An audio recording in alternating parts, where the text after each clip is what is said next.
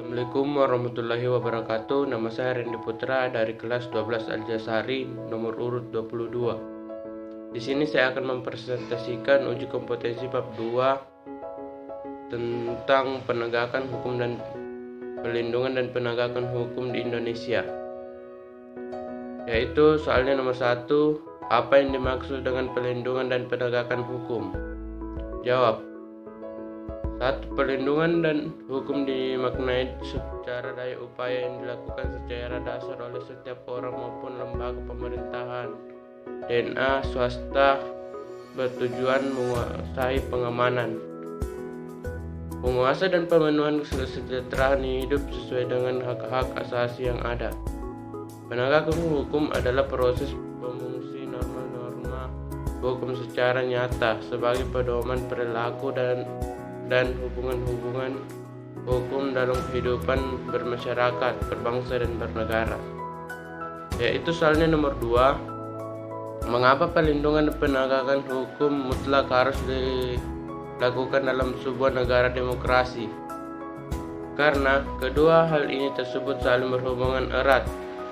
Penegakan hukum berfungsi untuk melindungi masyarakat dari kejahatan orang-orang lain.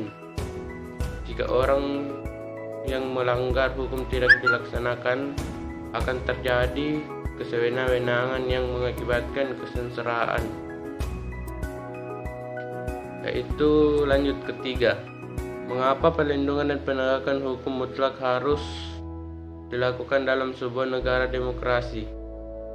Yaitu penegakan hukum harus dilakukan dengan adil secara demokrasi karena rakyat membutuhkan jaminan keamanan saat menyuarakan kebebasan pendapatnya, saat melakukan kebebasan bertindak, dan saat melakukan ajaran agama mereka.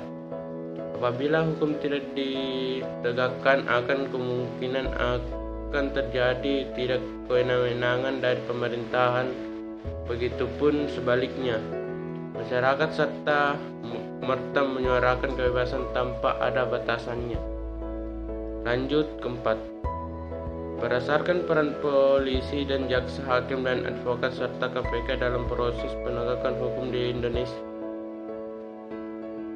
itu polisi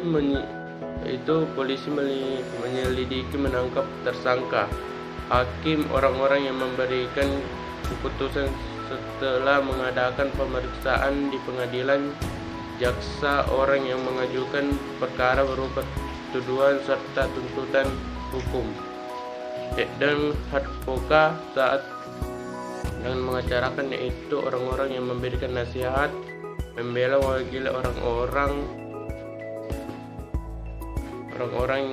yang menjadi kliennya. 5. Mengapa terjadi pelanggaran hukum? Alasan mengapa terjadi pelanggaran hukum adalah karena hukum tidak ditegakkan sebagai mestinya. Masih terjadi penyimpangan yang dilakukan oleh penegakan hukum maupun masyarakat. B. Masih banyak masyarakat yang belum menerima informasi dengan baik perihal hukum yang berlaku di Indonesia. C. Kurangnya kesadaran masyarakat terhadap ketertiban hukum. Lanjut. 6. Deskripsi contoh-contoh perilaku yang menunjukkan ketidakpatuhan terhadap hukum di lingkungan keluarga, sekolah, masyarakat, dan sekolah. Contoh perilaku yang menunjukkan ketidakpatuhan hidup di berbagai lingkungan, misalnya lingkungan keluarga, tidak mematuhi nasihat pemerintah dan patuh orang tua. B. Membuat kegaduhan di rumah. C. Tidak mau membersihkan lingkungan rumah dan lingkungan sekolah. Contohnya melanggar tata tertib aturan di sekolah, berbicara sendiri ketika sedang diterangkan guru di dalam kelas. C. Melakukan peruduhan kepada sesama warga sekolah dan di lingkungan masyarakat, contohnya menjadi pengedar narkoba. B. Bernyanyi di perempatan jalan. C. Membunyikan suara musik dengan sangat keras. Dan di lingkungan bangsa dan negara, yaitu tidak memiliki KTP, merampok, mencuri, merusak fasilitas negara. Sekian dari saya. Wabillahi taufiq wal hidayah. Wassalamualaikum warahmatullahi wabarakatuh.